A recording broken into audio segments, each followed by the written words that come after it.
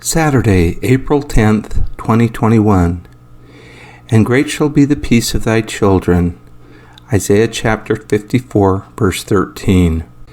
Yesterday, our ward held its first activity in over a year. There was food, music, and great company. It was so nice to start catching up with people we haven't seen since the pandemic started. After we'd been there just a little while, the bishop motioned me to come over. He talked to me quietly and asked if I could go pick up a young man at the Circle K at Higley and Baseline and take him to his mother's home. I walked back over to my wife Antonia, gave her a kiss, said I was going to run an errand for the bishop, then headed out. I found the young man at the Circle K just south of the hospital eating a burrito. He said someone had bought it for him. He was not looking well. We got my passenger's things stowed in the car and headed for his mom's house. My passenger said he'd been in the hospital since Tuesday, and they had evicted him this afternoon. He thanked me a bunch of times for giving him a ride. I kept telling him it was no problema. When we got there 20 minutes later, my passenger asked if I wanted to go meet his mom. I said sure. The home was very nice. There were big pots with flowers all along the sidewalk up to the door. Each pot had a night light. The young man knocked and rang the bell several times. We saw a shadow through the opaque window, but no one opened the door. I excused myself and headed back to Mesa. I don't know why my new acquaintance was in the hospital, but it gave me a lot to think about on the way home. Earlier today, on my way to an appointment, I walked past this sign at the local marijuana store.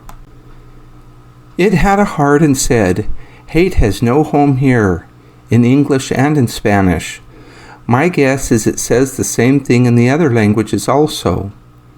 The people in line did not look well. I didn't sense much love there either. It felt something more like exhaustion and resignation. The young man I gave a ride to and the people in line at the cannabis store reminded me of the men I teach in the addiction recovery class at the jail. When the inmates first arrive, they don't look well. After they've had a few weeks to sober up, they worry about where they will stay when they get out.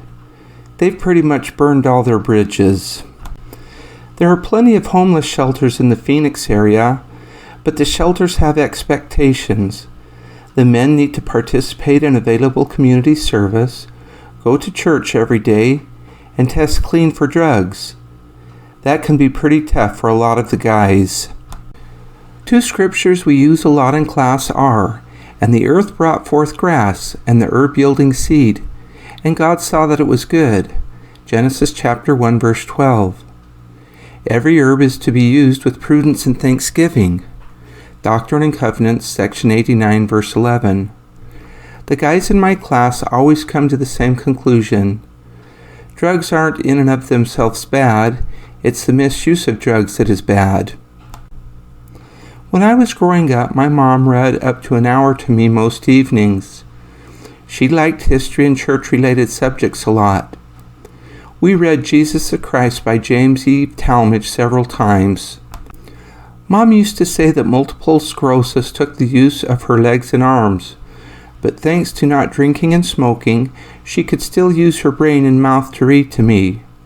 She wanted a clear mind. She wanted lifelong learning for herself and for her family.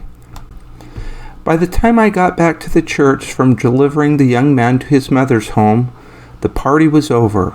But that's okay, I'm not complaining. When I got home, the key to my front door worked. I wasn't being evicted. No one was trying to arrest me, and my mind was clear enough to relish it all. After a thorough debriefing about this evening's adventure, I settled into my recliner to listen to music videos on YouTube. When Taylor Davis came on, playing Disney's Moana on the violin, my 3-year-old granddaughter, Katie, recognized it immediately.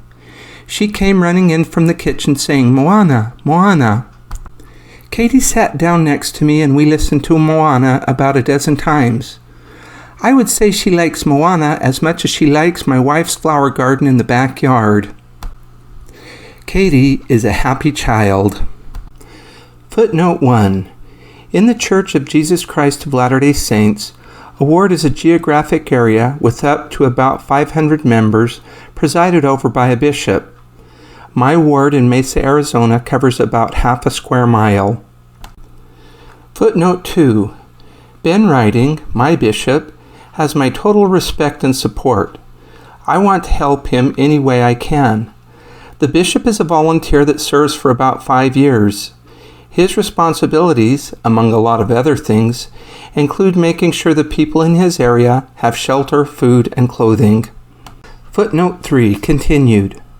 God promises that those who obey the word of wisdom shall walk and not faint, in Mom's case, talk and not faint, and shall find wisdom and great treasures of knowledge. For me, being aware of what my grandchildren like is a great treasure of knowledge.